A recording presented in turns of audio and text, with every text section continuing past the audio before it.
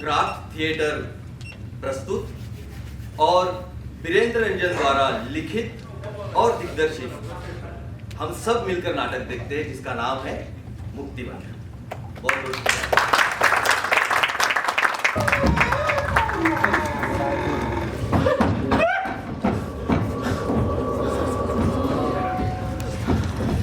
ये कौन सी जगह? मुझे यहाँ क्यों फेंक दिया? कौन हूँ मैं? कौन हूँ मैं? कौन हूँ मैं?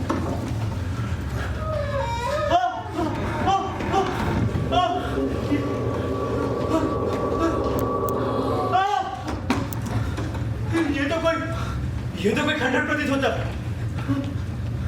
संभवतः मुझे इसलिए फेंका गया जिससे कि मैं कुछ और ज्ञान प्राप्त कर सकूं। लेकिन मैं हूं कौन? और ये मेरा शरीर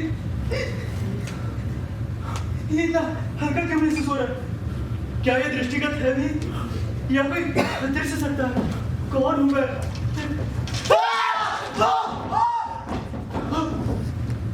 कौन हूं मैं?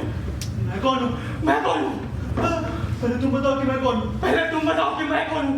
अब फिर मैं तुमसे पूछूंगा कि तुम कौन हो। नहीं, पहले तुम बताओ। पहले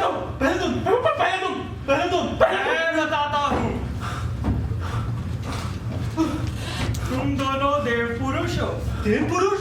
हाँ, इससे पहले तुम दोनों के पास मनुष्य की दुर्लभ काया थी, जो बड़ी ही पूर्ण कर्मों के बाद भी किसी किसी को ही प्राप्त होती है, क्योंकि मनुष्य का शरीर ईश्वर को प्राप्त करने का सामर्थ्य रखता है। इस अवसर को देवता हमेशा तरसते हैं। तो क्या वो अवसर हमें कभी नहीं मिलेगा?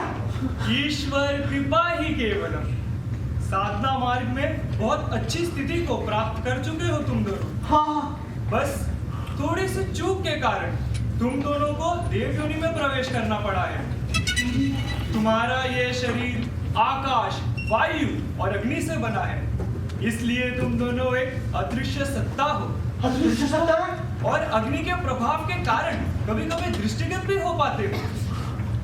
आज तारक ब्रह्म की विशेष कृपा के कारण कुछ देव पुरुषों को मनुष्य का सा शरीर प्रदान किया गया है। एक महत्वपूर्ण कार्य को संपन्न करने हेतु तुम लोगों को चुना गया है, और आज ही के संध्याकाल तक उस विशेष कार्य के पूर्ण होने तक तुम मनुष्य जैसा व्यवहार भी कर सकते हो, साधना भी कर सकते हो, किंतु इस भौतिक जगत के लिए तुम दोनों अभी भी अदृश्य ही बने रहोगे। दृश्य बने रहेंगे? किंतु आप हैं कौन? क्या आप सामने प्रकट हो सकते हैं? अवश्य।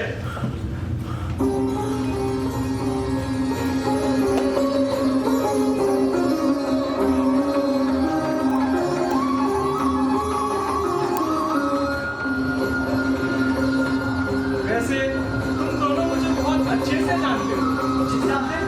हाँ, याद करो, दीक्षादान के समय आचार्य ने कुछ संकल्प और शपथ दिलाया था। मेरी वचनबद्धता भी बताई थी उन्होंने। क्या आचार्य ने ये नहीं बताया कि पूरा संसार तुम्हें भूल सकता है, पर मैं तुम्हें कभी नहीं भूल सकता। तुम्हारी देखभाल करना ही मेरा परम कर्तव्य है। बताया था गुरुदेव, बताया था। हमसे बहुत बड़ी गलती हो गई, हमें क्षमा कर दीजिए। हाँ, तुम्हें संकल्पों की स्मृति रखनी चाहिए थी। रखनी चाहिए। तुमने भक्ति मार्ग पर चलने का संकल्प लिया था। हाँ, लिया था। मुक्ति मार्ग अथवा आनंद मार्ग के अनुशीलन का वचन दिया था।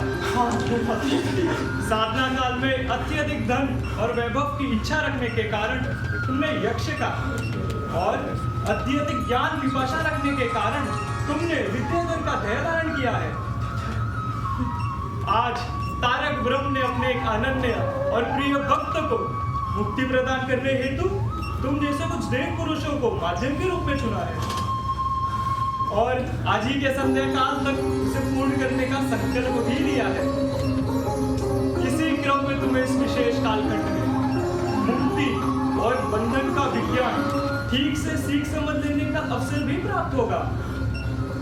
तत्पश्चात संभवतः तुम्हें मनुष्य योनि में प्रवेश मिले, तो आगे की साधना पूरी कर सकोगे। बहुत बहुत धन्यवाद प्रभु, बहुत बहुत धन्यवाद। ओम शांति शांति शांति। शांति शांति। अरे गुरुदेव कहाँ गए? गुरुदेव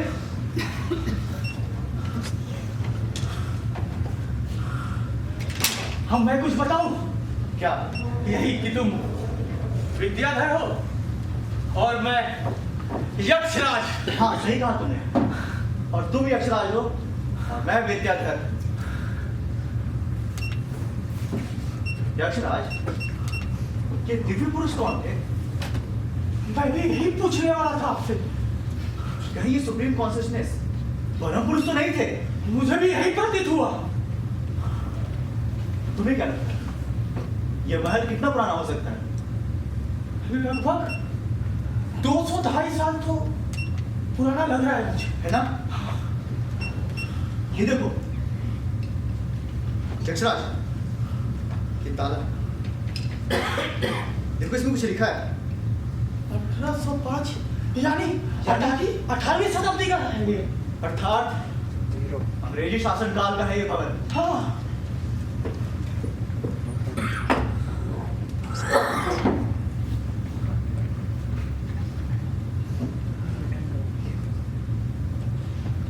अरे भ्राता श्री, ये क्या है? छोड़िए, ये भी देखो,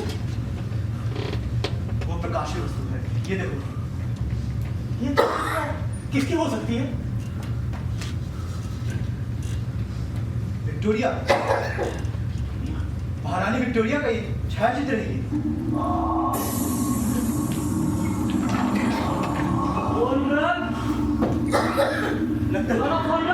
लगता है विज्ञान सीखने का समय आ गया। विज्ञान यानी साइंस? नहीं रे मूर्ख, विशेष ज्ञान। फोन रख, बोला फोन रख। मानसिक और आध्यात्मिक जगत में ज्ञान। फोन रख, बोला ना, मुझे तुमसे कोई बात नहीं करनी। फोन रख।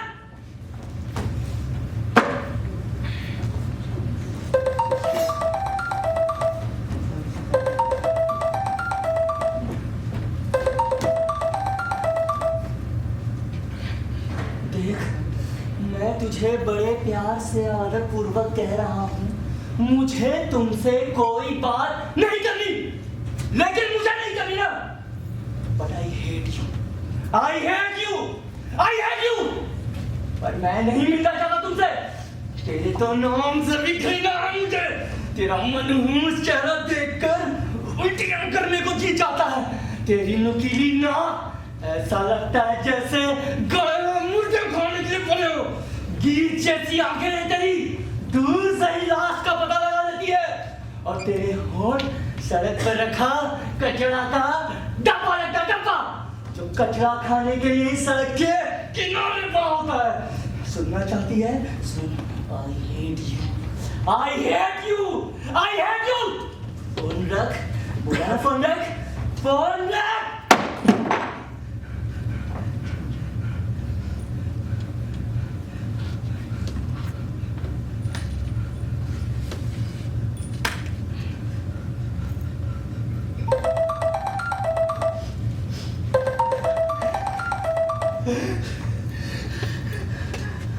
देख, अभी तो फोन ही थोड़ा, अब की बार तूने फोन नहीं रखा तो मैं अपना नाक, कान, आँख, मुंह, सिर सब फोड़ूंगा। हाँ, मुझे तुमसे ही नहीं, मुझे अपने आप से भी नफरत है। मुझे इस संसार से ही नहीं, इस भगवान से भी नफरत है मुझे। बोला ना फोन रख, फोन रख, फोन रख, बोला फोन रख।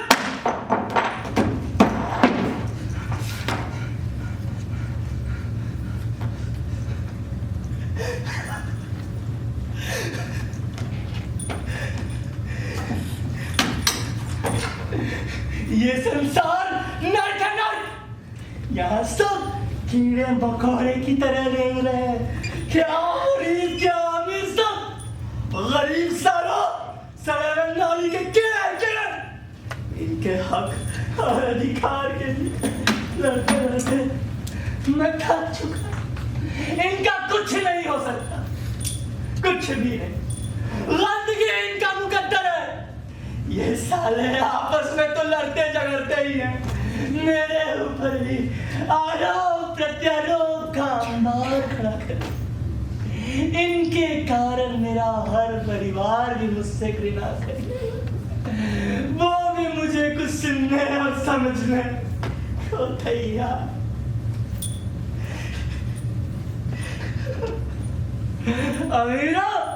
अमीरों की तो बात करनी ही बेकार है। जो के जो एक प्रकार की क्रूर और जानलेवा परजीवी है, न फिसलाव है खून के प्यासे दरिंदे बैठिए एक प्रकार के जहरीले सांप है सांप।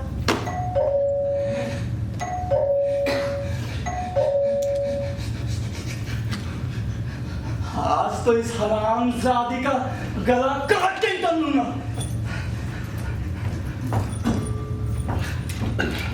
जितनी बार बोला है मुझे तुमसे कोई बात नहीं करनी, और इसकी यहाँ मार खींचाई है। अरे बाप रे, ये कैसे हो गया? प्रभाव कैसे हो गया तुम्हें? हे भगवान कैसे हो गया? अरे भाई साहब सड़क पार करते हो तेज गाड़ी ने टक्कर मार दी। कार पकड़ना है क्या इसको? इसमें कार वाले का कोई दोष नहीं भाई, यही बेचारी पागल की तरह इधर-उधर भाग रही थी। इधर भाग रही थी? और नहीं तो क्या, मैं तो शुरू से ही नहीं देख रहा था, काफी परेशान से देख रही थी। सिल्लू के पट्टे को फोन लगा रही थी और वो हरामी बार बार फोन कट कर रहा था। एक बार फोन रिसीव भी किया, पता नहीं कैसा जंगली आदमी था, सुनने को तैयार नहीं था। ये बेचारी लगातार अनुरोध किए जा रही थी। थोड़ी देर बाद शर्त भड़क उठा और फिर कुत्ते की माफी बकने ऐसे भौंकने लगा। ये बेचारी लगातार रोई जा रही थी। फिर ये भागी सड़क की दूसरी तरफ शायद ऑटो लेके उस कुत्ते के पास जाना चाह रही थी। इतनी देर में तेज गाड़ी में आई और ठोक दिया? हाँ ठोक दिया।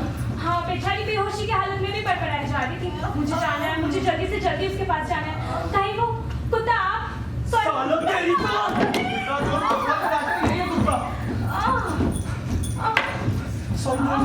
मुझे माफ कर दो, आवेश में जाने क्या क्या बोल गया, मुझे तो समझ में नहीं आया। बिंदु, आपको मुझसे इतनी घृणा है, इस संसार से इतनी वितृष्णा है। अरे आप अपने भीतर इतनी नफरत कब से पाल रहे हैं? मैं तो ये सोच भी नहीं सकती कि आप जैसा समाज सेवी आदमी ऐसा भी बर्ताव कर सकता है। बिंदु, मनुष्य का गुस्सा करना उसका स्वभाव होता है, इसमें कोई दोष नहीं है। किंतु घृणा करना वो तो मनुष्य का स्वभाव नहीं हो सकता। इस संसार में घृणा का कोई कारण नहीं हो सकता। अनैतिक लोक व्यवहार और समाज विरोधी तत्वों के झांसे में मत आओ बिंदु।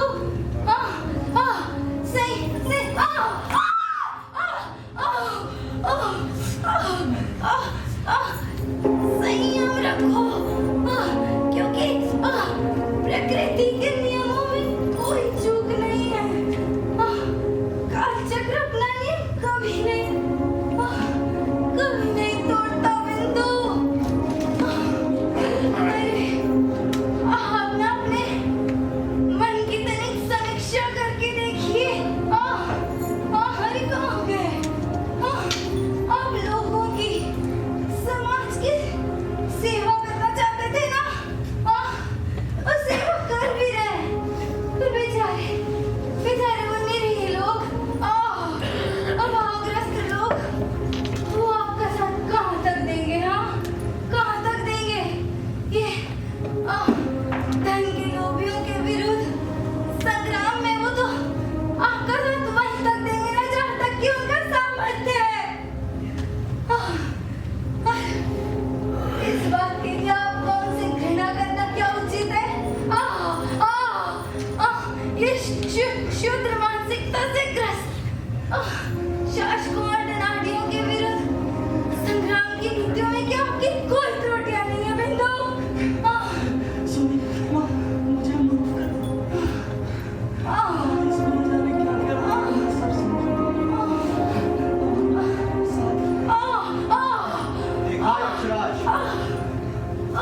कहा था ना आह, कि मुझे लगता है विज्ञान सीखने का समय आ गया। इस मकान के इतिहास में पता नहीं कितनी ऐसी घटनाएं घटित हुई होंगी। क्यों? ये तो कोई विज्ञान नहीं हुआ, मतलब विज्ञान कहकर इतिहास समझाया जा रहा है। विज्ञान ये है कि मनुष्य को कभी किसी से घृणा नहीं करनी चाहिए। हाँ, ये ठीक है। यदि हम किसी से घृणा करते हैं तो न्यूटन की गति का तीसरा नियम लागू हो जाएगा और क्रिया के विपरीत प्रतिक्रिया होगी और फिर जल स्पॉट होगा और पूरा संसार घृणा से भर जाएगा, है ना? हाँ यक्षराज, संभवतः कुछ ऐसा ही होगा। अरे ये क्या है?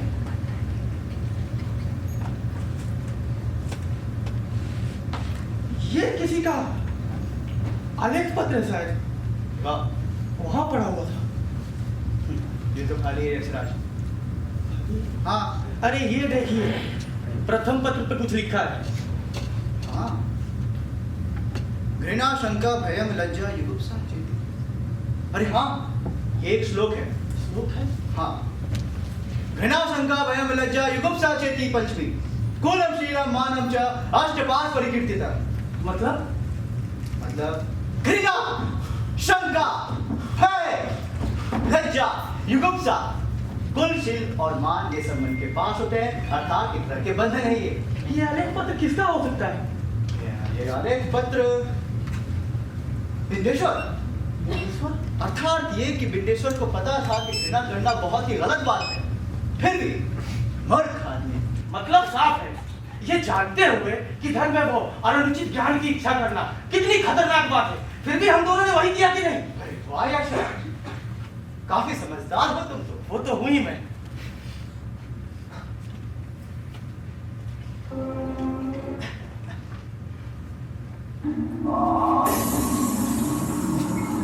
लगता है इतिहास का अगला अध्याय खुलने वाला है, लेकिन वर्तमान में पढ़ाए जाने वाले इतिहास के पन्नों पर ऐसी घटनाएं दिखाई नहीं पड़ती। क्यों? कि मनुष्य जीवन काल में जो इतिहास हमने पढ़ा, असल में वो इतिहास है ही नहीं। तो इतिहास क्या है? संसार की उन घटनाओं का व्याख्यान जो शिक्षाप्रद हो, जो मनुष्य की प्रगति में सहायक हो, विशेषकर जिसमें आध्यात्मिक प्रगति का दर्शन छुपा हो, उसे ही इतिहास कहा जाता है। जैसे महाभारत इतिहास है। तो जो हमने इतिहास पढ़ा वो क्या था? वो था इसी कथा, काल का रेखा चोखा, ईस्वी सन, इसका काल, उसका काल।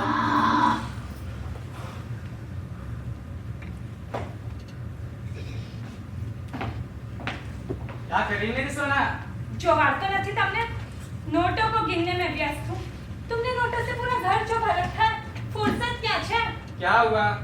गुस्सा हो क्या? ना ना, आनंद उत्सव मनाऊं छू। सुख सुविधा की कोई कमी जो नहीं है मेरे घर में। अरे तो दिक्कत क्या है सपना? हमें जितनी की आवश्यकता है भगवान की कृपा से उतना तो पूरा हो जाता है ना। आहा, पानी का बिल भरूं तो बिजली का बिल सर पर सवार हो जाता है, बिजली का बिल भरूं तो घर का किराया, घर का किराया भरूं तो बेबी के स्कूल का फीस, स्कूल का फीस भरूं तो ट्यूशन का फीस। अरे गहने जेवर तो बहुत दूर की बात है, आज तक ढंग के कपड़े नहीं खरीद पाई। 10 साल बीत गए, बड़ी कृपा कर रहे हैं इनके भगवान। कोई भगवान हुआ नहीं होता, ठीक है?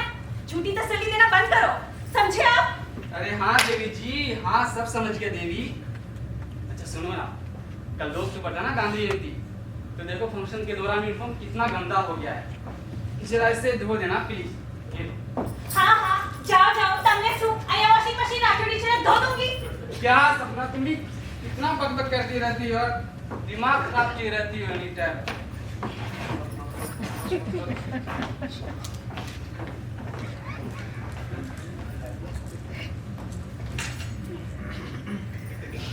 दो अक्टूबर गांधी जयंती। अब उठपट कमाल હતો એક ધોતી માં આખો જીવન કાઢી દીધો, ખબર જ નહીં પડી કે શું આનંદ મળતો હતો।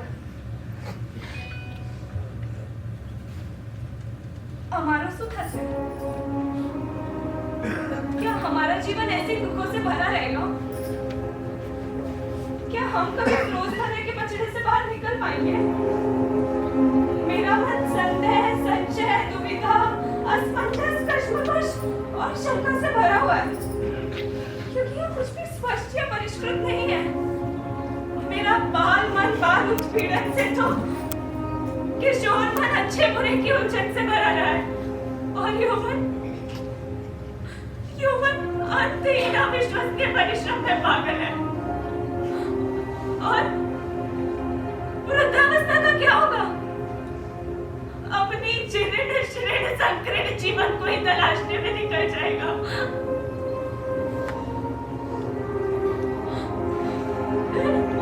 सामने होगी मुंह पर मृत्यु, मृत्यु के कराल काल में समाहित हो जाऊंगी।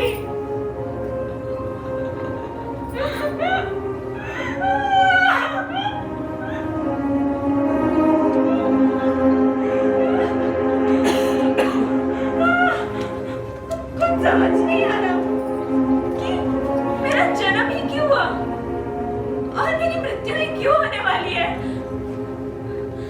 शुरू से मेरा मन शंका से भरा हुआ है और ये सोच सोच कर पागल होती रहती हूँ, कर्राती रहती हूँ।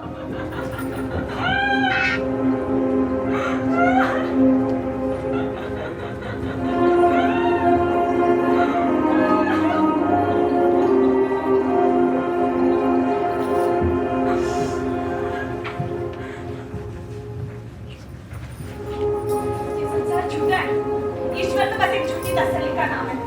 कोई भगवान अल्लाह या कौन होगा?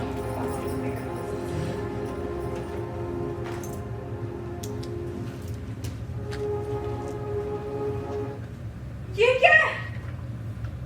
1 लाख रुपए का चेक, वो भी अरुण के नाम। हे भगवान, ऐसा कैसे हो सकता है? 12,000 रुपए की नौकरी करने वाले के नाम 1 लाख रुपए का चेक। क्या हुआ? इतना क्यों खुदक रही हो? क्या हो गया? आज सोचे मजाक की भी हद होती है कि नहीं? अरे भाई कैसा मजाक, सही तो है। ये सच है 1 लाख रुपए का चेक, वो भी तुम्हारे नाम। दिखाओ। अरे हाँ, ये तो 1 लाख का ही है, लेकिन सपना उन्होंने 2 लाख कहा था। हे माँ, माता जी, मुझे तो विश्वास ही नहीं हो रहा प्रभु। ये सब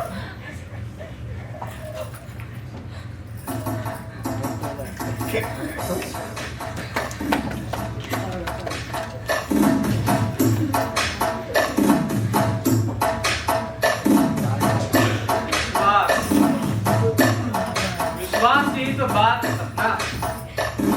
आशा और विश्वास ही सफलता का मूल मंत्र है प्यारी। 10 साल कंपनी के साथ सच्चाई, ईमानदारी और सच्ची निष्ठा से काम करते रहने का इनाम मिला है मुझे। अरे आज सोचे ये दूसरा पारितोषिक है मेरी सोना। मेरी पदोन्नति हो गई है और मैं उसी कंपनी में मैनेजर हो गया हूँ। अब पता है मेरी सैलरी कितनी है? 50,000 रुपए पर मंथ। सो मुझे तेरे सत्संग के मेरे कानों पर भरोसा ही नहीं हो रहा।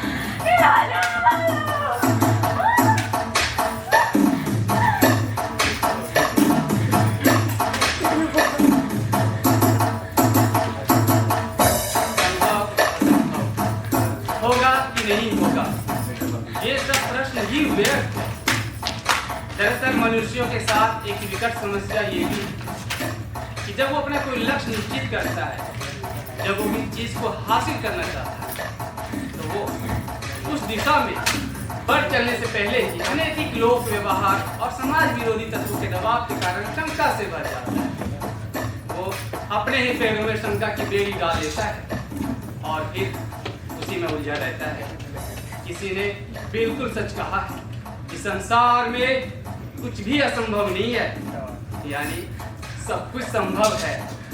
असल बात यह है कि आशा और विश्वास के दम पर कुछ भी हासिल किया जा सकता है सपना, कुछ भी हासिल किया जा सकता है प्यारी।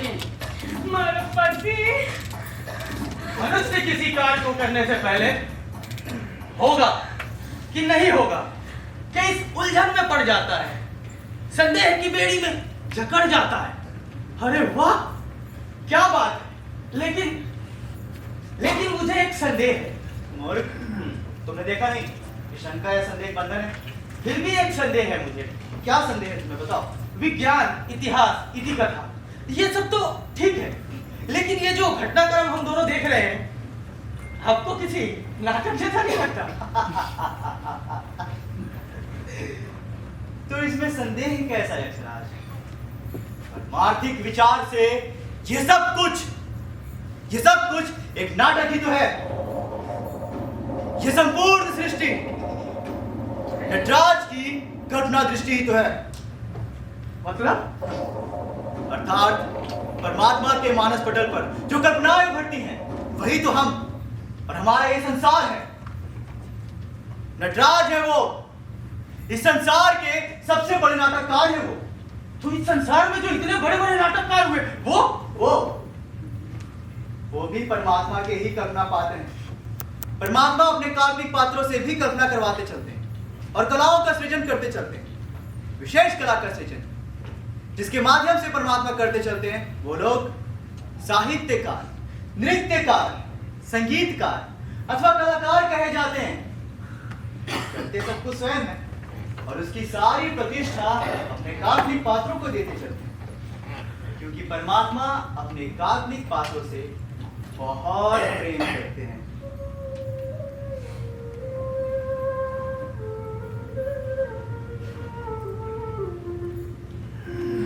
ये दर्द भरी बंसी की आवाज कहां से आई?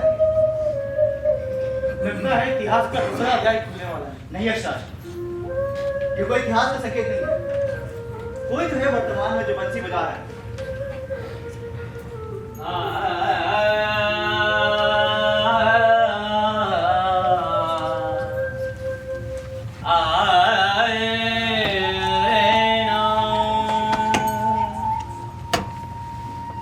आप कौन है देव पुरुष?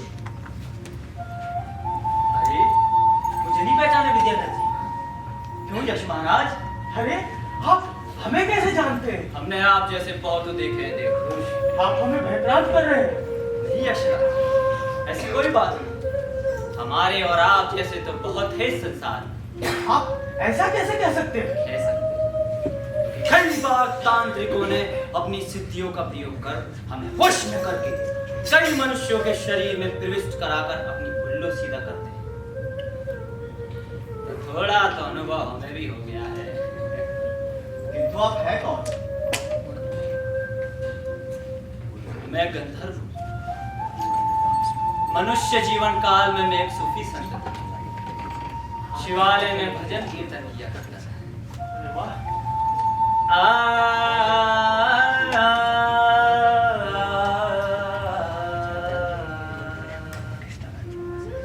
मधुबन में राधिका नाचे रे, मधुबन में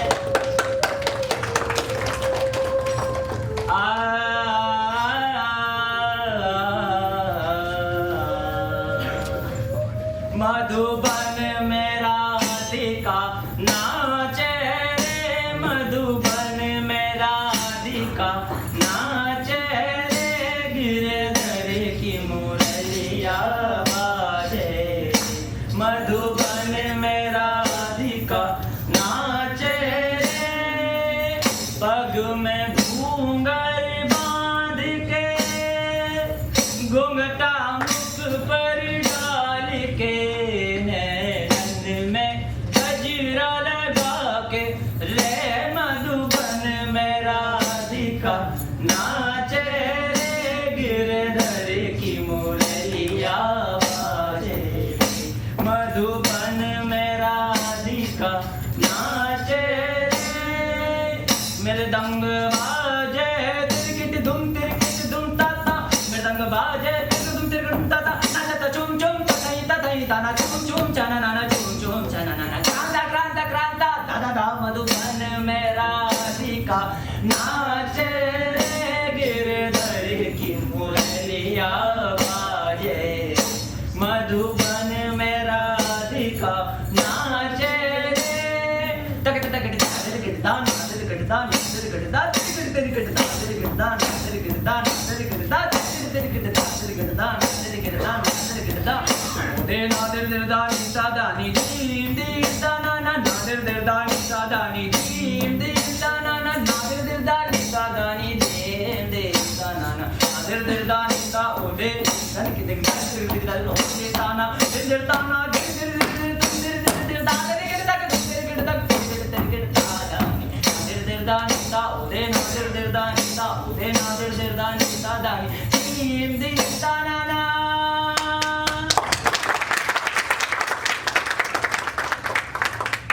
मधुबन में राधिका नाचे रे गिरधर की मुरलिया बाजे रे।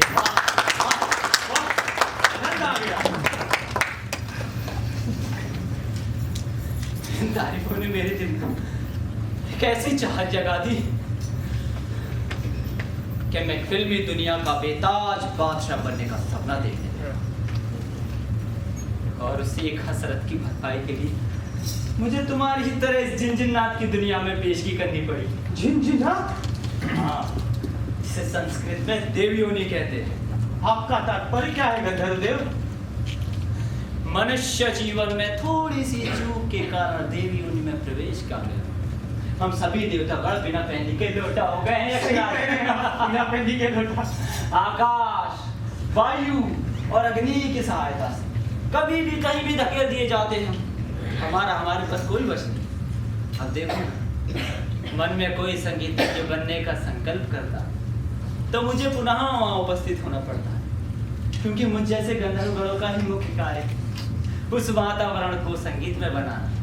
तुम यक्ष हो, जब कोई धन वैभव की इच्छा लिए उस दिशा में आगे बढ़ रहा हो तो उसकी सहायता करना तुम्हारा परम कर्तव्य। तुम विद्याधर हो, जब कोई ज्ञानवान बनने की प्रबल इच्छा लिए उस दिशा में आगे बढ़ रहा हो तो उसकी सहायता करना तुम्हारा परम कर्तव्य है।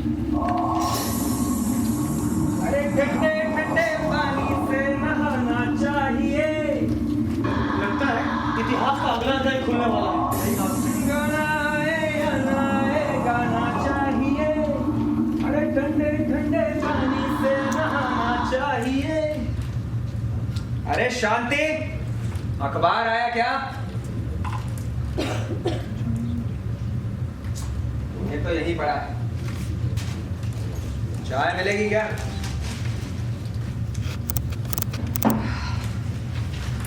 क्या है आज की ताजा खबर? कुछ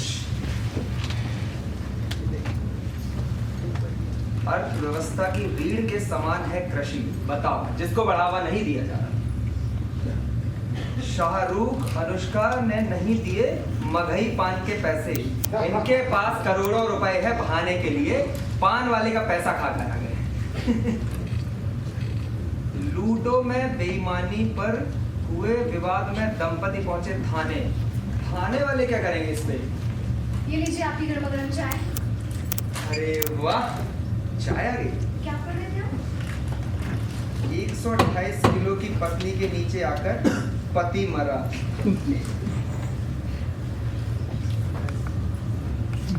वाह, क्या चाय है! स्फूर्तिदायक, आनंददायक, एकदम मूड फ्रेश हो गया। सच में आज शक्कर ठीक थी ना? अरे शुगर फ्री चाय का मजा ही कुछ और है। लेकिन शक्कर तो ठीक ठाक डाली थी। फिर ठीक ठाक? ठीक ठाक नहीं, ठाक ठाक पे डाला है तूने। चाय ये शरबत है, शरबत। चाय बनानी भी नहीं आती है। अच्छा, आपने जिंदगी में कभी तारीफ की है मेरी, जो आज कर देंगे? क्या चाय है! जब आप सुबह सुबह की ताजी हवा में आराम कुर्सी पर बैठकर बड़ी उत्सुकता के साथ अखबार पढ़ रहे हो और बीवी अपने हाथों से गर्मा गर्म चाय ला कर देती है, ऐसे में शक्कर भरी चाय की चुस्कियां लेते हुए अखबार पढ़ने का अलग ही मजा है। आप खुश? रखिए, चाय रखिए। पागल हो गए?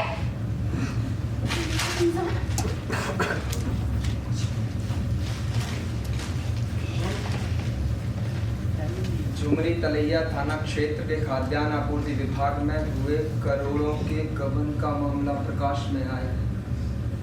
ये मामला पिछले पंचवर्षीय योजना के तहत हुए प्रतिपक्ष को संज्ञान में लेते हुए हाई कोर्ट ने सीबीआई जांच का आदेश दिया है।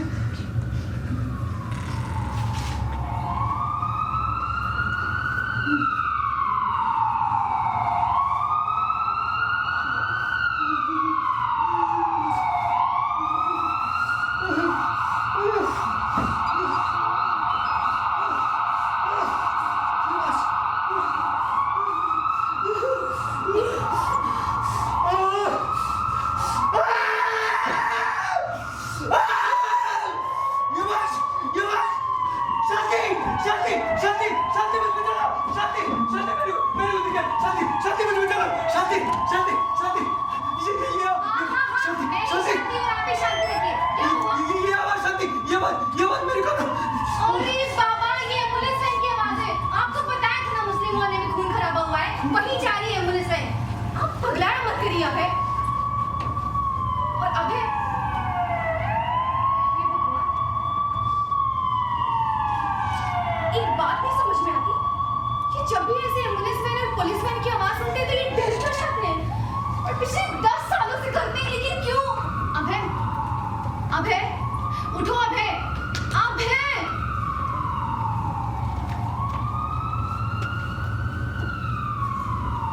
अभय,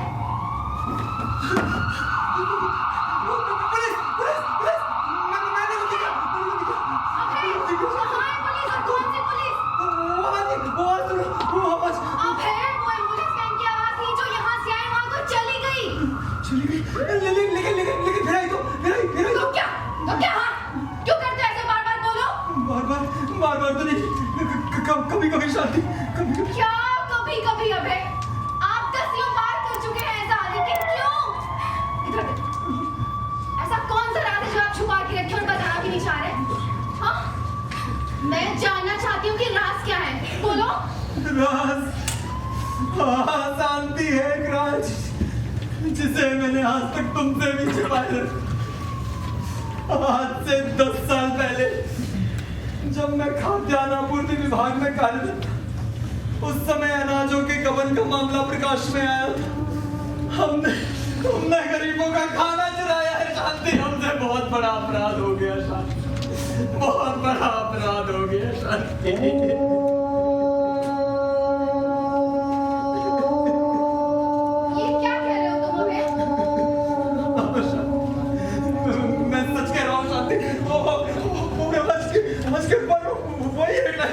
शांति वही है।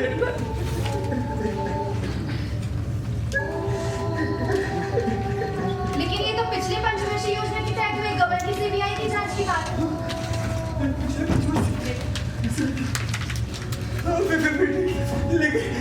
लेकिन शांति जब भी मैं किसी पुलिस वैन या एम्बुलेंस वैन के सायरन की आवाज सुनता हूँ तो मैं भयाक्रांत हो उठता हूँ। जब भी मैं किसी पुलिस वैन या एम्बुलेंस वैन के सायरन की आवाज सुनता हूँ तो मुझे लगता है ये पुलिस मुझे ही पकड़ने को आ रहा है।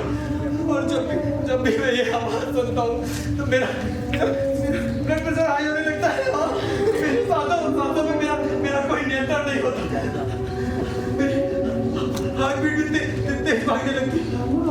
और जब भी मैं पुलिस वैन या एम्बुलेंस वैन के सायरन की आवाज सुनता हूँ तो मेरी आंखों के सामने एक ऐसा दृश्य बनता है मानो हजारों गरीब तड़प कर अपनी जान दे रहे हो, जैसे व्यथित मन से मुझे कोस रहे हो कि देख अभयनाथ, देख जिस तरह हम तड़प कर अपनी जान दे रहे हो, एक तो भी उसी तरह तड़प कर अपनी जान दे।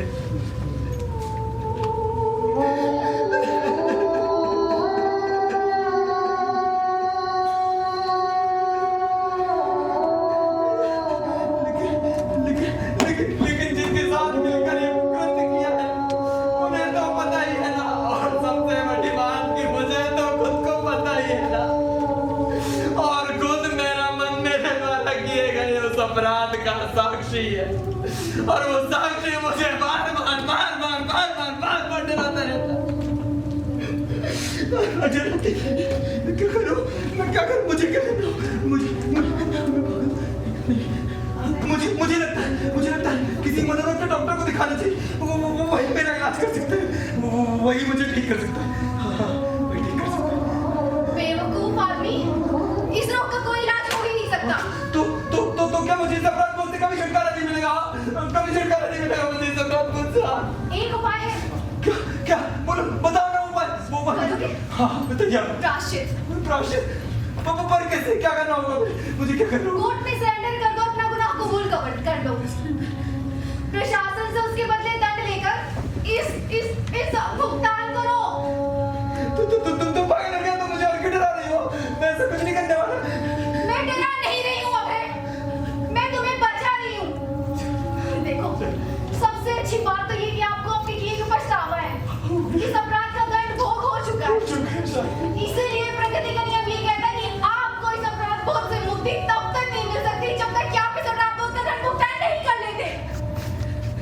ऐसा ही कर शांति। हाँ भय, इस संसार में भय का कोई कारण नहीं। आदमी अपने लिए भय को सृजित करता है, फिर समाज में फैले अनैतिक लोक व्यवहार को अपनाकर ना जाने कितने कितने कृत्यों का अंजाम देता चला जाता है, अपने ही कर्मों के जाल में फंसता चला जाता है। असल में यहाँ पे डर के जितने भी कारण दिखते हैं उनमें कमी और अभाव एक प्रधान कारण। यहाँ मनुष्य को दृढ़ संकल्प और नैतिकता का सहारा लेना चाहिए, क्योंकि इस संसार में सच में आनंद ही आनंद है। डरने जैसी तो कोई बात ही नहीं। तो क्या करना चाहिए मुझे शांति? क्या करना चाहिए मुझे? कहा ना आपने पर कैसे? देखो अगर ज्यादा से ज्यादा क्या होगा? क्या होगा? आपको सजा होगी ना। इधर देखो, नहीं, सजा भोगने के बाद आप निष्कलंक हो जाएंगे, परिष्कृत हो जाएंगे, और आपका ये जो आत्मज्ञानी खाए जाते हैं उससे छुटकारा मिल जाएगा, वो भी सजा के लिए। वाह, कितनी सटीक बात है ये। मनुष्य अपने जीवन में अधिकतर अधर्म का कार्य भय के बंधन में पड़कर ही करता है। 100% सत्य बात है। जैसी करनी वैसी भरनी। धर्मदेव, आपके आने से पहले भी ऐसी ही बंसी की आवाजें आई थी, और अभी आपकी उपस्थिति में भी ये आवाज सुनाई पड़ती है। इस खंडहर में कोई तो है गंधर्व जो बंसी बजाने का प्रयत्न तो कर रहा है, किंतु असमर्थ प्रतीत हो रहा है। हाँ, हमारा अनुमान सही है विद्यार्थी। संभवतः ये बंसी की तान इस भवन के किसी दूसरे कक्ष से आ रही है। संभवतः कहीं आप भविष्य में घटने वाली किसी घटना की बात तो नहीं कर रहे हैं?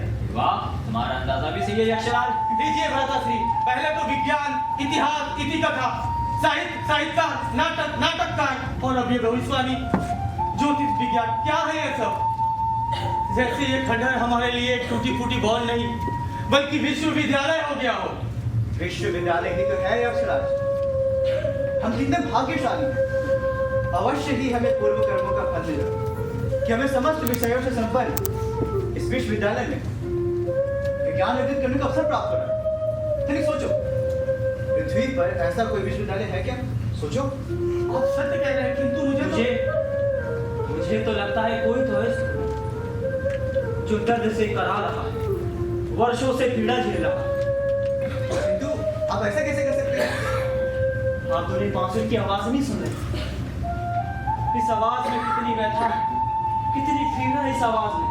हाँ गंधर्वदेव, कुछ ऐसा ही लग रहा है। किंतु मुझे तो आपके इस ज्योतिष विज्ञान से बड़ा ही संदेह और भय लग रहा है, क्योंकि ज्योतिष विज्ञान का अधिकतर अनुमान असत्य ही होता है। और देखा है तुमने पिछले घटनाओं को कि संदेह और भय अकारण होते हैं।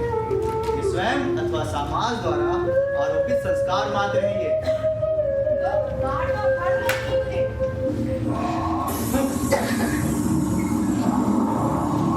ये सही है कि ज्योतिष विज्ञान का अधिकतर अनुमान असत्य है, किंतु यदि अनुमान तथ्यों के आधार पर लगाया जाए तो वो लगभग सत्य ही होता है।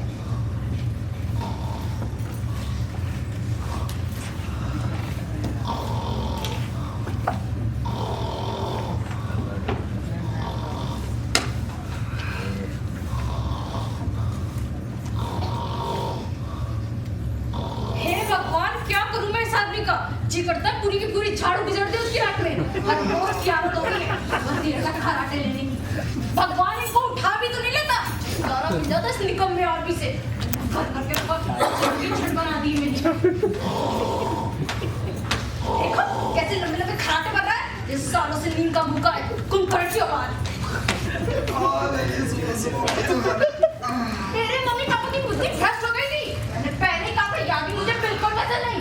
मैं अपनी पसंद शादी करना चाहती थी कन्वेंट से। नहीं बेटा नहीं, ऐसा गजब मत करना। लड़कियों को अपनी पसंद से शादी नहीं करनी चाहिए। नाक कटवाएगी क्या? लोग क्या कहेंगे? समाज में हमारी इज्जत खराब करेगी। पूरे परिवार का माथा जिंदगी भर के लिए लज्जा और डर से छुप जाएगा। ना जाने ये लज्जा का पाठ किस गुरु महाराज से ज्ञान दान में मिला है समाज को। अबे चुप कर यार, तेरी फटफटिया फट फट फट फट फट फट स्टार्ट हो जाती है। सुबह सुबह दिन खराब कर देती है। आप वो भी मत सीख रहे बैठे। मैंने तो पहले ही कहा था आदमी का सिर्फ विद्वान होने से कुछ नहीं होता, आदमी को कर्मठ होना चाहिए, कर्तव्यपरायण, कर्मनिष्ठ। नहीं, ज्ञानेश बहुत विद्वान है, ज्ञानी है। ज्ञान से पेट भरता है क्या? पेट भरता है अनाज से, जो इस घर में है ही नहीं। अरे देखना, एक दिन मेरे पास भी पैसे ही पैसा आएगा, और इतना आएगा कि तू भी। वाह वाह वाह विद्याधर जी, ज्ञान सागर महाराज जी, कर्म वीरू कामचोर निकम्मा आदमी। क्या कहा? कर्मवीरू कामचोर निकम्मा आदमी।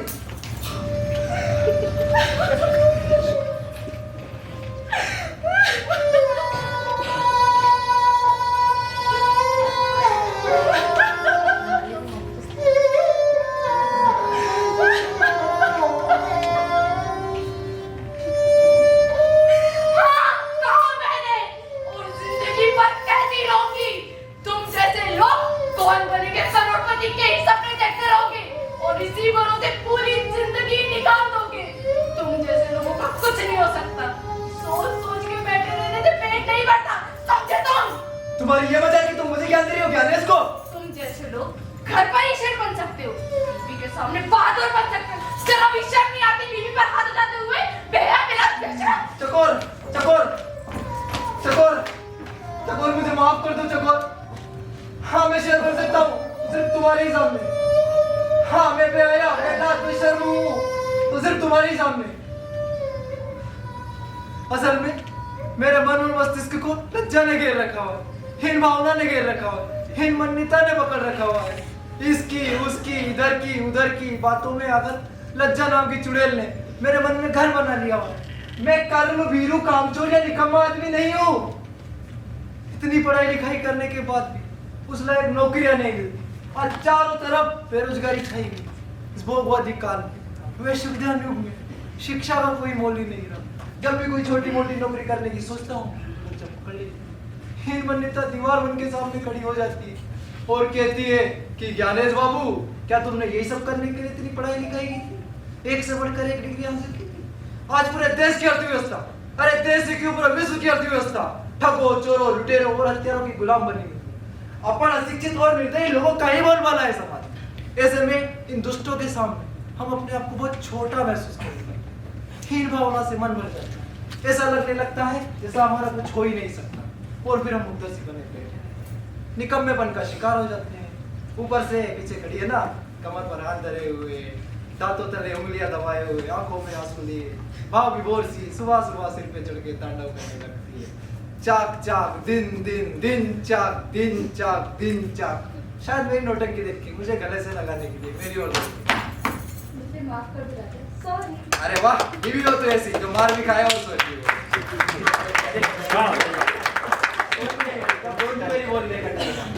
मैं अब कर्मयोग करने को तैयार हूँ, चाहे कोई भी काम हो, छोटा बड़ा कोई। तुम बताओ मुझे क्या करना है? अपना खानदानी पेशा वुड पॉलिश। पढ़ाई लिखाई के चक्कर में मैंने कभी इस खानदानी पैसे का अभ्यास तो किया नहीं। कोई बात नहीं, अभ्यास अभी से शुरू कर देता हूँ। आज मैं एक बात कहना चाहती हूँ।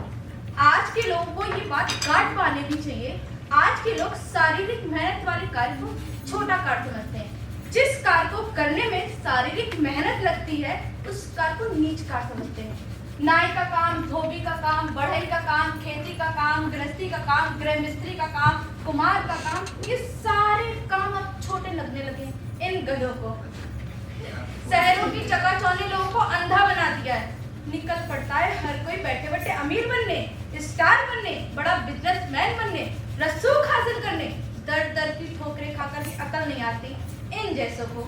मैं ये नहीं कहती कि कोशिश मत करो, लेकिन बिना सीओ के क्या कर लेंगे हम। मैं ये भी नहीं कहती कि शिक्षा बेकार हो जाती है, लेकिन बिना अवसर के क्या कर लोगे आप। हमारे बुजुर्ग बेवकूफ नहीं थे जिन्होंने अपने खानदानी पेशे को साथ साथ निकट होते रहे। सर्वे करा लो अब इसी शहर का, पता चल जाएगा सुकून भरी जिंदगी कौन जीता है। जो लोग मेहनत और ईमानदारी से अपना कार्य करते हैं वही मस्त हैं। इसी शहर में जिसके पास कोई हुनर नहीं है या खानदानी पेशा नहीं है या मेहनत नहीं करना चाहते, वो बहुत दुखी हैं। दूसरे वो लोग जो अपने आप को अमीर बनाने में लगे हुए हैं या बना भी चुके हैं, उनसे ज्यादा दुखी और कोई हो ही नहीं सकता। क्यों जी, सही कहा ना मैंने? लज्जा अथवा हीन मान्यता या हीन भावना का मन में आना ही बहुत हानिकारक है। अच्छा, हास्यास्पद बात यह भी नहीं है कि ये भावना जन्मजात नहीं है, बल्कि स्वयं समाज द्वारा आरोपित संस्कार है ये। अब ये बात इन मनुष्यों को कौन समझाए? समय के साथ वो खुद समझ जाएंगे यशराज, जैसे आप समझ पा रहे हैं। जैसे आप समझ पा रहे हैं। देखो, जैसे मैं समझने की कोशिश कर रहा हूँ। अब क्या होगा गंधर्व देव? आपके कहे अनुसार मैंने इस भवन की सभी कक्षों की छानबीन कर ली, किंतु बाकी बातें को कुछ पता नहीं चला। अब क्या किया जाए? मुझे लगता है इस कार्य के लिए किसी त्रिकालदर्शी की मदद लेनी चाहिए। त्रिकालदर्शी? कहीं आप ये तो नहीं कह रहे जो भूत, भविष्य और वर्तमान को जानता हूँ? हाँ, फिर से एक नया विषय। सही समझा तुमने। आओ बैठ। इसके लिए हम सिद्धदेव का आह्वान करेंगे। मेरे साथ बोलो। ओम नमो सिद्धाय, ओम नमो सिद्धाय, ओम नमो सिद्धाय, नमो सिद्धाय, नमो सिद्धाय, हाय हाय हाय हाय सिद्धाय, सिद्धाय, हाय हाय हाय सिद्धाय। मैं पुकारा और हम चले आए रे, जान हथेली पर ले आए रे। तूने पुकारा और हम चले आए। नमस्कार सिद्धदेव। देव शुक्र, सिद्धदेव नहीं कोई और देव आ गए। ये मैं बताता हूँ। ये है किन्नर देव। बॉलीवुड और हॉलीवुड में स्टार बनने की इच्छा लिए मृत्यु को प्राप्त हुई। सो इस योनि में जन्म पाकर स्टार बने हैं। ठहरो, हम तो सिद्धदेव का आह्वान। हाँ हाँ, आप यहाँ कैसे अटक गए? हाय हाय हाय, मंत्रोच्चारण गलत करोगे तो इसका फल कैसे सही हो सकता है? हाँ, क्या मतलब तुम्हारा मंत्रोच्चारण? तुम लोगों का आह्वान सुनकर एक तरफ से सिद्धदेव भागे और दूसरी तरफ से मैं। हम दोनों द्वार पर पहुंच के कंफ्यूज हो गए कि सीधा बोल रहे हैं या हाय हाय हाय बोल रहे हैं। फिर सिद्धदेव बोले, लगता है बॉलीवुड हॉलीवुड में स्टार बनने की इच्छा लिए कई मनुष्यों की आत्माएं आराम नगर में एक साथ मिलकर किन्नर देवता का वाहन कर रहे हैं। सब तुम जाओ। वो चले गए और मैं यहाँ आ गई। हाय हाय। खैर ये सब छोड़ो। ये बांसुरी की आवाज सुन रहे किन्नर देवा? ये आवाज कहाँ से आ रही है? कौन बजा रहा है? हमें कुछ पता नहीं चल पा रहा। क्या आप हमारी कुछ मदद कर सकते हैं? अवश्य देव, एक काम करते हैं। ये आवाज इस तरफ से आ रही है ना, हम उसी ओर चलते हैं। शायद हमें कुछ पता चल सके। हाँ, ये ठीक रहेगा।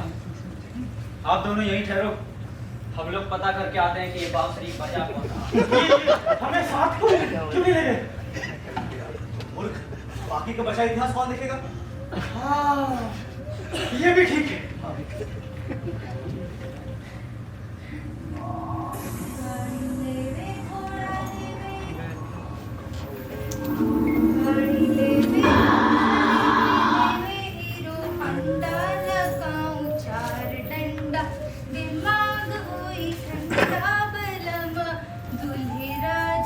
बजाओ बैंड बाजा बलम दुल्हे राजा, गाड़ी लेवे घोड़ा लेवे।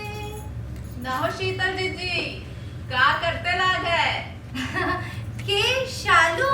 अरे हाँ जीजी, हम वही ताहन शालिनी। अजीत जी, हमको शालू भालू ना बुलावा कर, ठीक है ना? नीक नहीं लागत आए। ना ना, पोटैटो आलू बुलावे। अच्छा, ठीक है। खैर, बलवा में तेल लगावेला सोच रही हूँ। अरे जीजी, हम का खाते रहे? अब काहे के बालन के इतना सजावट सवरत रहते हैं? हाँ बतावा, अब तो तुम्हार काजा हो गया है। काजा? अरे जीजी, ब्याह। अच्छा हाँ। अरे जीजी, तुम है तो कहा थे और कहे का सजावट सवारा चलता है? कैसन सौपाल है जीजी? अब के करे जब पे? हाँ बताओ बताओ बताओ। छोड़ लगे, जब आवा है खाली बकवास कर रहे हैं। तोरा बुलाई को के यहाँ? अरे जीजी सुने, तूने मुड़ में जुआ पड़ गया है ना, तो जुआ निकाले चले जाए। अब तू हमारे ऊपर रिसात लाए, तब बोले आप अभी आई गए हैं तो निकालिन दे। अरे बाप रे, के धीरे करे लगे। तो पहले तो जब हमारे बलवा छोट रही तब तू बड़ा कहाँ है? जीजी, बालों का ध्यान नहीं रखती हो। तब तो तोरा मैं छोटी बकरी का पूछने लग रहे।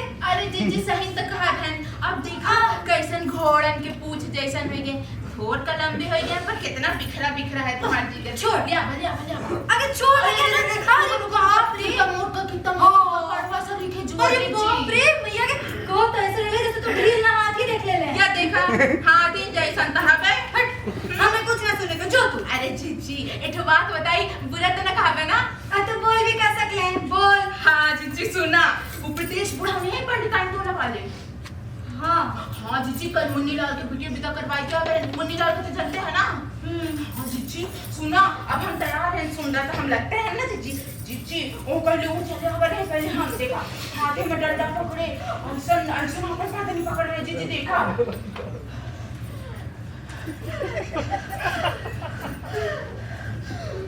जीजी बीच रास्ते में खड़े क्या हमका ऊपर से नीचे पड़ा ऐसा।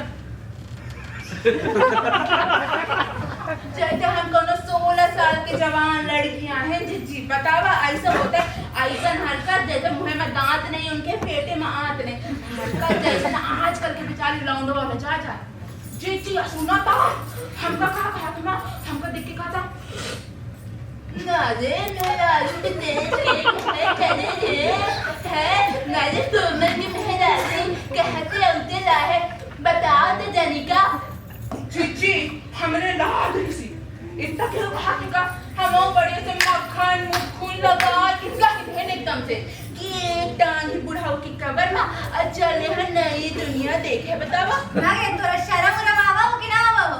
हाँ वो बुढ़ा आदमी नाती पोता वाला आदमी हती नहीं धोती पहने एक तो देखा जीजी का देखा वो नहीं गई वही ब्लाउज के अंदर देखा ऐसे मस्त दिखा रहा ऊपर से अच्छा है ऐसे मत कर रही बाप रे बाप जीजी मेकअप चुपक लगाए रही ना और जानते हैं जीजी इतनी बड़ी का बिंदी लगाया सिंदूर पर इतनी चूड़ी पहने ऐसा जीजी जैसे एकदम दूध के धोई हो ये ऐसे बात हुई है वो खाने सुनिया है कि 100 चूहा खाए के अब बिलारी अब जल्दी से हज करे यह वाली अब तू हमको बताओ हम झूठ बोली था ना तोरा का करे के हम उन लोगन से कोई लगते ना वहां दुनिया तोर बुराई करेला पर तो के सब के बुराई करे के। अरे जीजी तो हमने जानते हैं हम उनके जैसा नहीं तनियन बस कि हमारी बुराई के दिन झूठ बतावा मारे मार अरे जीजी इतना कहानी साथे रखो ना चालू वाह तू एकदम हम टूट के धुल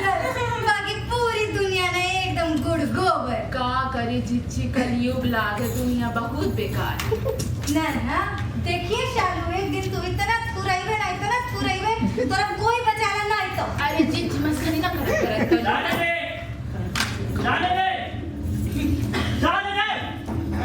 कहाँ है अच्छा साली बदजात औरत क्या खूब कमाई शोर है सुअर कहीं की इधर आ तो भैया शांत हो जाओ भैया शांत हो जाओ।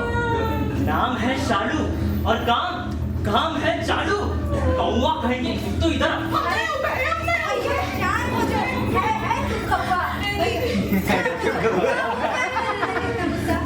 क्योंकि इसके दिमाग में भरा पड़ा है भूसा दिन भर दूसरों की बुराई करती फिरती है गिद्ध औरत घर की निंदा करती फिरती है शुद्ध औरत इसकी बुराई उसके पास उसकी बुराई इसके पास सब लड़ झगड़ रहे और सब यही कह रहे कि सारा कुछ तुम्हारी औरत का किया धराया है क्या करूं मैं बताओ इसका भैया शांत हो जाओ बता जीजी कहां खतारी का सब हम केकर बुराई कर गए जीजी हमारे को बताओ इनके आगे हम कुछ नहीं कर रहे जीजी बचा ले हां बचा ले इधर आओ माथा था हां मारो खाओ तुम भैया एकरो लेते जाओ को छोड़ते हुए लेके जाओ भैया ए दोस्त जीजी तुम नाम से कोट फेंके ना मैं जाओ मेरे पास आके बाप रे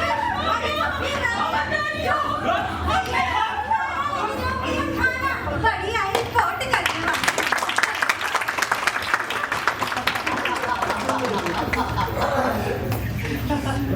युगुप्सा करना अर्थात किसी की निंदा करना एक बहुत ही बड़ा क्षतिकारक व्यवहार है। एक ऐसा दुर्व्यवहार जिसमें मनुष्य स्वयं को तो क्षति पहुंचाते ही सही कहा को भी सुख चैन से नहीं रहने देता। सही कहा आपने। युगुप्सा हाँ वही युगुस्पा ये अक्षरा ये नाम नहीं है। देखा नहीं तुमने अभी ये उच्चारण ठीक से ना करने पर कितना बड़ा अनर्थ होता है। उच्चारण तो ठीक से करो। हाँ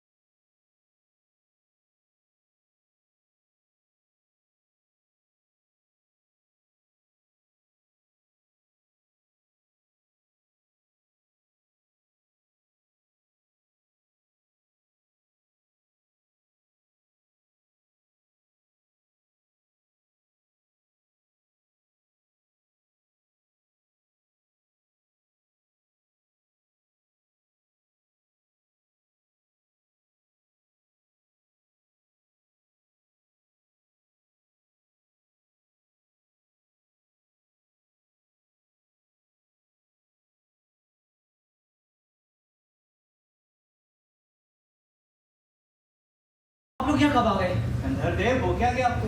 हम तो यहीं थे और अभी भी यहीं हैं। हे किन्नर देव, ये कौन से देव पुरुष थे? देखकर तो आनंद आ गया इन्हें।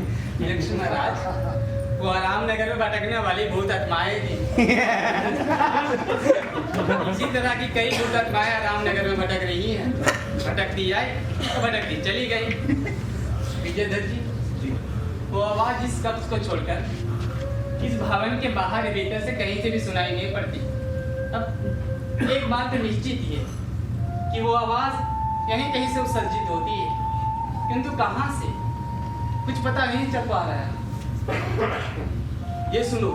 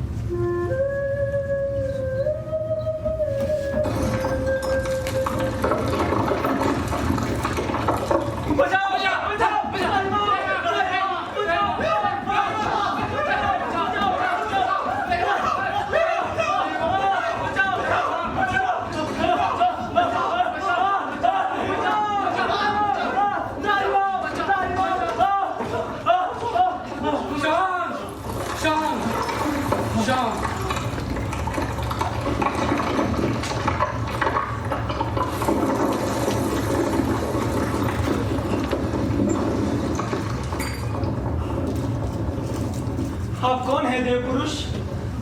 मैं रक्षु गदहिले आप सबको सुरक्षा प्रदान करना मेरा परम कर्तव्य है।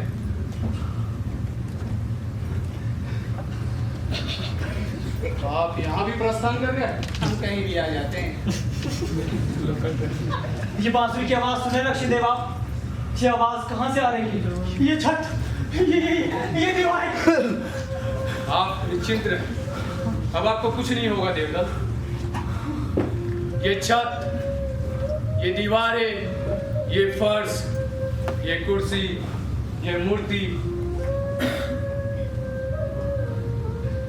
मनुष्य का मन पूर्णत्व को प्राप्त करना चाहता है और पूर्णत्व को प्राप्त करने के लिए ही बना है। मनुष्य पूर्णत्व को प्राप्त करने में सामर्थ्यवान होते हुए भी भूलवश मूर्तियों में, पेड़ पौधों में, पत्थरों में अपनी आस्था को आरोपित कर अपने मन को संकुचित कर लेता है और करोड़ों करोड़ों वर्षों तक दुख भोग करता रहता है। ये मूर्ति, ये कुर्सी, ये दीवारें, ये फर्श, ये छत मात्र एक क्षुद्र वस्तु है। मूर्तियों अथवा वस्तुओं में श्री कृष्ण अथवा शिव का पूर्ण स्वरूप मान लेना बहुत बड़ी भूल है। वैसे भी मन के बाहर इनके पूर्ण स्वरूप का ठीक ठीक अनुमान लगाना असंभव ही है। जो लोग वृक्ष की पूजा अर्चना करते हैं वो वृक्ष में, जो लोग पत्थरों की पूजा अर्चना करते हैं वो पत्थरों में असंख्य वर्षों तक प्रकृति लीन बनकर समाहित रहेंगे। ये धराशाही भवन अपने समक्ष सैकड़ों पीढ़ियों को बनते मिटते देखा है, अपने समक्ष परिवारों के साक्षी रहा है। परमात्मा की इच्छा के अनुरूप अपने असंख्य दृश्यों में से कुछ अनमोल दृश्य की पुनरावृत्ति एक के बाद एक होती रही है और हो रही है, जिससे हम सब अपनी मुक्ति का मार्ग प्रशस्त कर सकें। आइए हम सब मिलकर इस बांसुरी वादक की खोज करते हैं।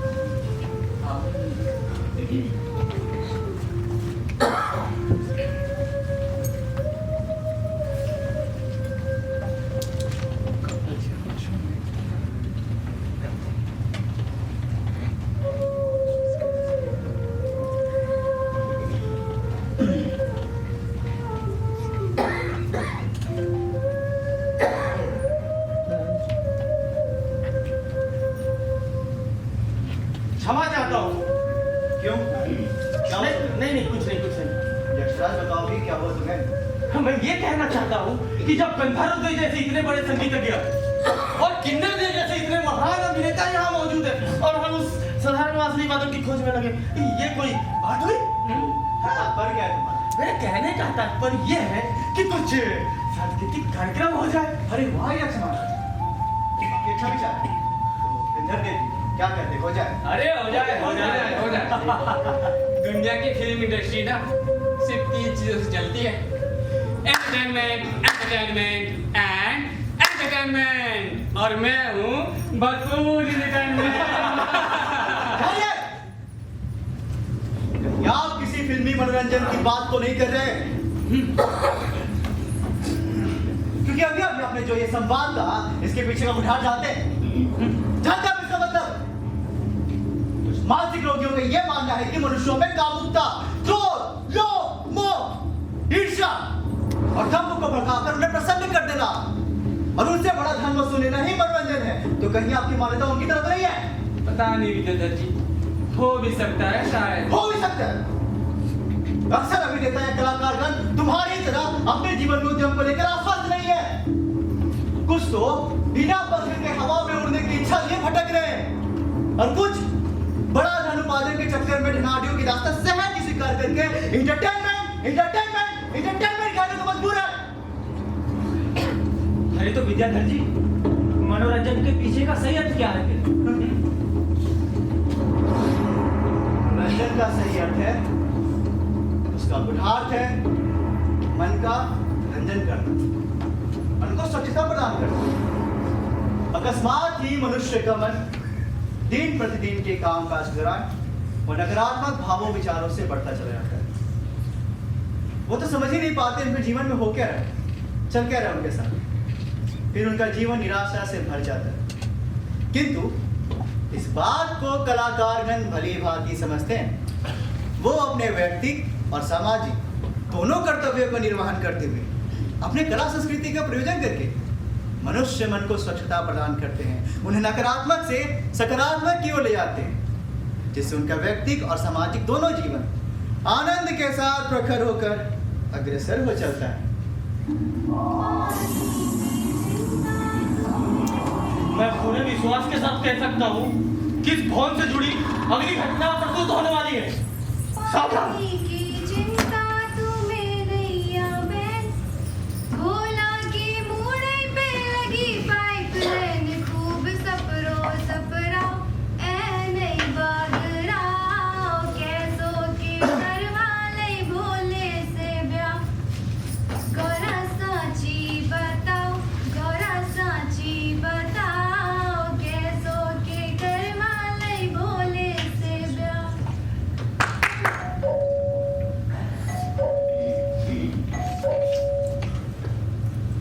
जी कहिए। जी कुछ नहीं, बस इधर से गुजर रही थी तो सोचा थोड़ी खोज खबर ले लूं। खोज खबर? आप न्यूज़ रिपोर्टर आओ। नहीं तो आपने कहा ना कि खोज खबर ले आए, तो हमें लगो कि आप अपना कर लिया। नहीं नहीं नहीं, ऐसे छोटे मोटे काम हमारे खानदान में आज तक किसी ने नहीं किया। हम खानदानी क्षत्रिय हैं। जी तो बड़ी अच्छी बात है। रुको, आप ना इधर बैठो। सोफा सेट वगैरह नहीं लगवाई है क्या? नहीं तो सोफा सेट कुर्सी में चीज जरूरत का है। आप ही बताइए। देखिए ई रे हमारे चाहिए, ई में ना बस हम बिस्तर डाल देते, हमारे काम तो ऐसे ही हो जाता। अच्छा एक मिनट, आप ना इधर बैठो। कहा है ना कि आपको नीचे बैठने की आदत हो गई शायद। बैठ। सही कहा, हमारा कुल खानदान राज राजवाड़ों का रहा है ना, तो कभी नीचे बैठे ही नहीं, तो आदत भी नहीं है। जी बताओ, आपको नाम का? संजना सिंह राजपूत। क्या हुआ? नहीं कुछ नहीं। राजपूत मैंने राजवाड़ी की मंजर ठीक है, लेकिन इस सिंह का, सिंह तो जानवर की पहचान होते हैं ना। सिंह नहीं, सिंह यानी शेर। शेर लेकिन वो तो जानवर ही होते ना। तुम्हें पता है शेर पूरे जंगल का राजा होता है? हाँ वो तो जंगल का राजा होते, आकाश का राजा थोड़ा ना होते। आप भी ना। तुम्हारा क्या नाम है? हमारा नाम बिमली। सरनेम? पंपवाला।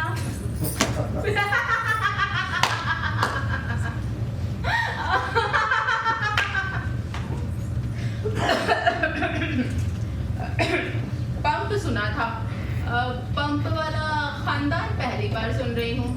देखो ना, आप जे ही है हमारा नाम, कहे कि जैसो हमारा नाम वैसो काम। ऐसे थोड़े ना होता है कि काम करे सियार को नाम रखे शेर वाला। क्या मतलब है तुम्हारा? देखिए हमारे पति है ना पेट्रोल पंप में काम करे, वहाँ ना रोज नई पुरानी गाड़ी में पेट्रोल डाला थे और पेट्रोल निकाले। नहीं है, हमारे जो दादाजी थे ना वो वाटर हैंड पंप की तरह से, पर दादाजी वो मोटर पंप के मैकेनिक। पूरा का पूरा खानदान कोनो न कोनो पंप से जुड़ा रहा और सब मिलके एक साथ रॉयल पंप में रहा करते थे। लेकिन अब आपके काम बताए, पिछले 50 वर्ष में हमारा पूरा खानदान नष्ट हो गया। पंप वाला खानदान पढ़ लिख के कई लोग तो इंजीनियर हो गए, कई साइंटिस्ट हो गए, और तो और ताऊ की लड़की ने तो ब्राह्मण लड़की संगे शादी कर ली। और मामा की लड़की, हाँ वो तो मोची संगे होती। चाचा की लड़की ने तो अपने खुद का व्यापार कर लिया, अमेरिका में रहते। हाँ कलयुग, घोर कलयुग, घोर कलयुग। हम राजे राजवाड़ों के खानदान से है ना, हम छोटे मोटे लोगों के साथ पारिवारिक संबंध नहीं जोड़ते। हम क्षत्रिय कुल की मर्यादा से चलते हैं। आपने कहा ना आप लोग खानदानी क्षत्रिय, तेरा आपके पति आर्मी में हुए क्या? आर्मी में? और तो कहा फौज में, देश की रक्षा के लिए तैनात, समाज की रक्षा के लिए तत्पर। नहीं भाई, ये तो छोटे मोटे लोगों के काम है। मेरे पति तो नेता है, नेता, पॉलिटिशियन। अच्छा वैसे वाले क्षत्रिय हो। क्या मतलब वैसे वाले? नहीं कछु नहीं, कहे ना आजकल के नेता ही लोग भी क्षत्रिय होते। अरे वैसे तो ब्राह्मण सबसे ऊंची कुल के माने जाते हैं। तुम्हारे बगल में ही तो रहती है एक चतुर्वेदी पंडितानी, पर क्या किया जाए, वेदी के विधान को तो मानना ही है, आखिर है तो ब्राह्मण कुल की। तो का भाव देखो, हमारा मानना है कि आंधी की पहचान ना उनके कर्म से होती। अब कोनो काम ही शूद्र वाला करेगा तो शूद्र ही कहलाएगा ना। ऐसी कोई बात नहीं होती, हर धर्म में कुल और खानदान का अपना अपना विधि विधान होता है, और वो ब्रह्म लकीर की तरह होता है। उसके विरुद्ध जाने की सोचना भी पाप है भाई। और फिर खून खून में भी तो फर्क होता ही है। अब मुझे देख लो, क्षत्रिय चाहे जैसे भी हो, उनके खून में एक अलग ही बात होती है। खैर, मैं चलती हूँ। अच्छा सुनो, ये सारी बातें पंडिताइन को मत बोलना।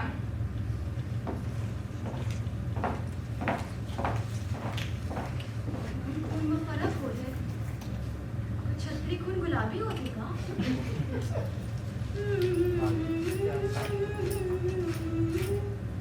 बिमली, बिमली, अरे ओ बिमली, अरे मनोरमा दीदी, जी दीदी आओ आओ, बड़े दिनों बाद आओ दीदी, ये क्या? अरे बिमली, वो का है ना, हमको तुम्हारे घर से थोड़ा मिर्चा चाहिए था, सब्जी बनाने जा रहे थे, मिर्चा खत्म हो गया, अब बाजार जाते हैं तो लाके वापस करते हैं। हाँ लाए दीदी, कैसी बात करते हैं, अभी लाए। हाँ दीदी ठीक है घर में? हाँ दीदी, ये लो। हाँ थैंक यू। हाँ चलते हैं अभी।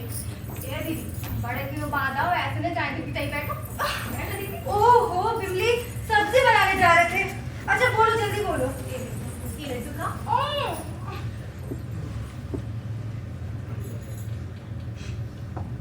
आज ना बसंत पंचमी में हम और अल्लाह एक साल का होगा। अब दूसरे की तैयारी। ए दस दीदी, अरे पानी तो पिला दो। अरे जल्दी। एक बात बताइए।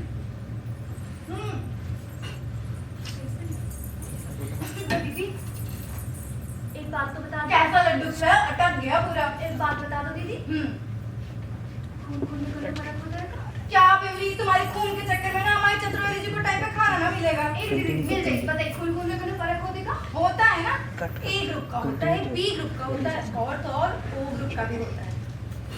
लेकिन वो तो एक ही खानदान के सदस्य के बीच वाला है ना? हमारा भाई का मतलब क्यों छतरी खून और फिर दूसरे घर के खून में फर्क होगा? नहीं नहीं बिमली, ऐसा कुछ नहीं होता है, सब खून एक जैसा ही होता है। तू सच बताई क्या? खानदानी छतरियां हमारे खून में अलग बात होती है। दीदी वो तो ये भी कह रही थी वैसे तो ब्राह्मणों को ना बड़े ऊंचे कुल का माना गया है, लेकिन उनका रहन सहन देख लोगी ना, शूद्र से किया गुजरा। पता नहीं दीदी कोनो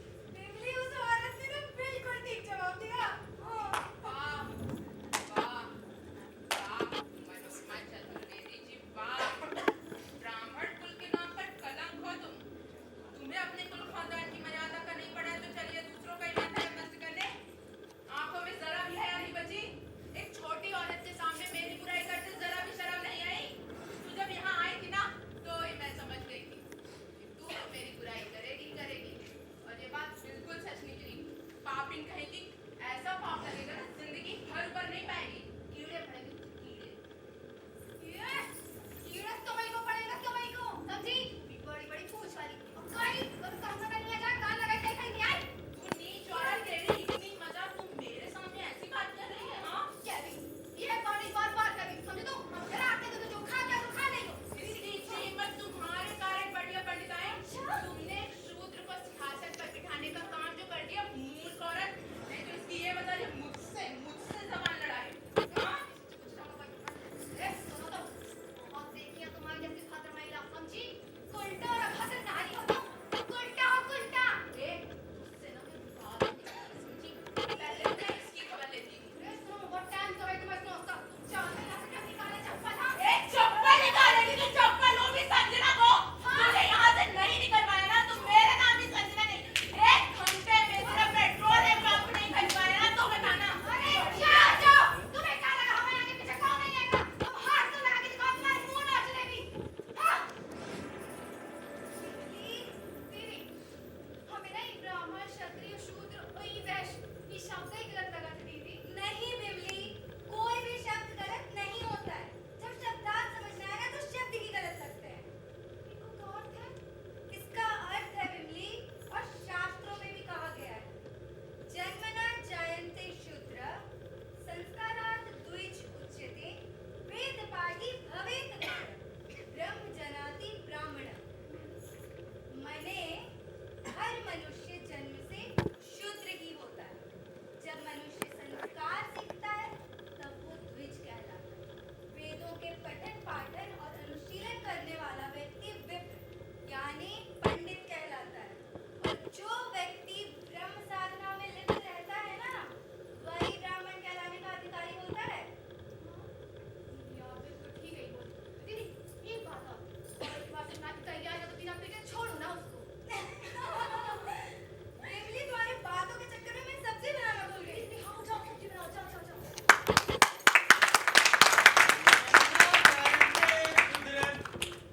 संस्कारात् द्विज उच्यते, वेद पाठी भवेत् विप्र, ब्रह्म जनाति ब्रह्म। आहा, सामाजिक विज्ञान की इतनी सुंदर व्याख्या। ये सुनो बंसी की आवाज, यहीं कहीं से आ रही है। कहीं समतल के नीचे कोई कक्ष तो नहीं?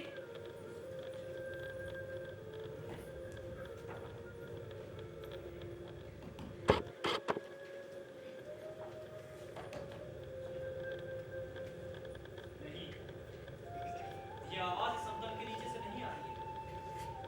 ये आवाज बस जमीन से आ रही है। ये भगवान स्वयं मन से तो नहीं बजा रहे। अरे, ऐसा कैसे हो सकता है? लेकिन आवाज तो इस मूर्ति से ही आ रही है। ऐसा कैसे हो सकता है? कुछ भी हो सकता है यशराज। ईश्वर की लीला वही है। इसके लिए हमें सिद्धदेव का आह्वान करना होगा। उनका यहाँ उपस्थित होना अति आवश्यक है। हाय हाय हाय, इसका मंत्रोच्चारण ठीक से करना होगा, नहीं तो पता चले कि फिल्मी दुनिया के casting director, coordinator, production controller, production manager, accountant सब एक एक करके पधारे हो। हाय हाय हाय। नहीं नहीं, इस बार बिल्कुल विधि पूर्वक आह्वान किया जाए। आओ बैठो, हम पांचों मिलकर सिद्धदेव का आवाहन करेंगे। मेरे साथ बोलो।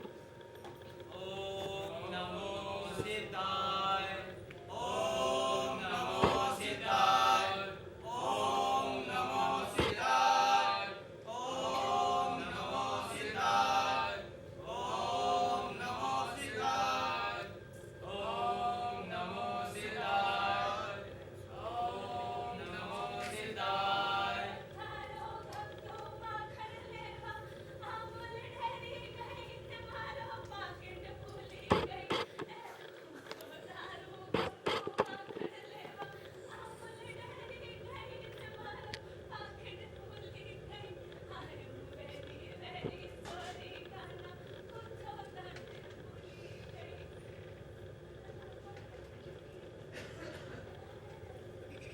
नानी माँ, I love you। बस इतना ही सीखा शहर में। और बहुत किसी का नानी माँ। I kiss you and I want to kiss you।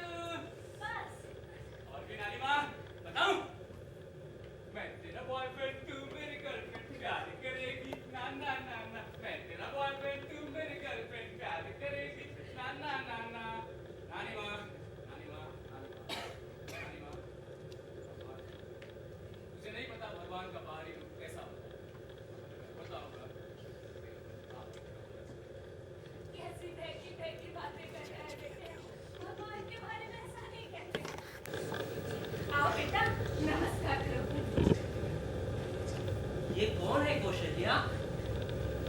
बेटा पैर छू लो पंडित जी के। ये मेरी बड़ी लड़की अनुराधा है ना पंडित जी, उसका। ये तो हिटलर की तरह खड़ा है, संस्कार तो इसने कुछ सीखे ही नहीं। नमस्कार गोपाल पंडित जी, कैसे हो तुम? तुम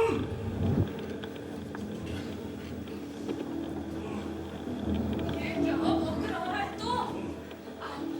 क्षमा मांगो पंडित जी से। बचपन से ही शहर में रहना पंडित जी, तो वहीं से पढ़ा लिखा। कैसी अपहरण बातें कर रहा है ये लौंडा? पराए ब्राह्मण देवता को तुम कहकर बात कर रहा है? यही पढ़ाई लिखाई की है क्या शहर में? ब्राह्मण राम राम राम राम राम राम राम राम राम राम राम राम राम राम राम। चाहो ना तो भी इनका आदर नहीं लौटा सकते। तुम्हारे पास इनका आदर लौटाने का कोई विकल्प नहीं सिवाय इनके चरणों में नाक लगाने के। और जो तू कर नहीं सकता ब्राह्मण जो राम राम राम राम राम राम राम। सारे बंधनों से मुक्त भी क्यों न हो, यदि उसके अंदर शील गुण अथवा बंधन रह गए, जैसे ब्राह्मण की पूजा प्रतिष्ठा नहीं होती। अर्थात इस बंधन से मुक्ति रहने का एकमात्र उपाय है कि आप किसी को पहले नमस्कार करने का अवसर ही आप उसे पहले ही नमस्कार करें। समझे?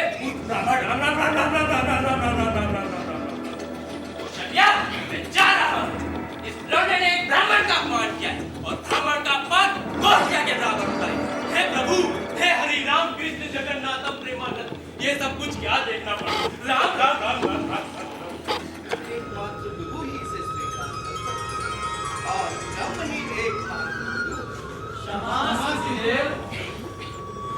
आप लोग उत्तम और श्रेष्ठ साधक रह चुके, फिर इस मूर्ति के सामने जब स्तुति कैसे कर? ध्यान धारणा दूसरी, जब स्तुति उससे दे और मूर्ति पूजा सबसे अलग। शाबाश गुरुदेव, हम समझते क्षमा करते हैं। उत्तम साधक रहते हुए किसी अन्य का आह्वान कैसे कर सकते हैं? ए जी अपना सुबोध है देखो। बेटा कुछ ना कुछ। मनीषा कैसी है? अब कहाँ है वो? आज ही घर से भागी गई है बेटा। शायद उसका मन बदले। मनीष के गुजर जाने के बाद बिल्कुल दूर सी गई है। हाँ, साक्षात दर्शन नहीं हुआ। लेकिन ऐसा कैसे हो गया? पहाड़ी की ऊंचाई से गहरी घाटी की खाई में गिरी थी। एक इंसान नहीं बचा। देव पुरुष के उद्धार का केवल एक और अंतिम विकल्प है। इस मूर्ति का विलय, इस मूर्ति का विसर्जन। आप लोगों को ये बात अतिशीघ्र समझ लेना होगा कि अष्टपाश मुक्ति के पथ पर बहुत बड़े बाधक हैं। अतएव शीघ्र आपको अपने आप को पाश मुक्त कर लेना ही आप सबका धर्म है। बाकी सभी बंधनों से मुक्ति प्रदान करना केवल ईश्वर की कृपा पर ही आश्रित है। फिर भी उन्होंने शास्त्रों के माध्यम से एक बहुत बड़ी उद्घोषणा दी है। पाश बद्धो भवेत जीवः, पाश मुक्तो भवेत शिवः। शुभमस्तु, शुभमस्तु, शुभमस्तु।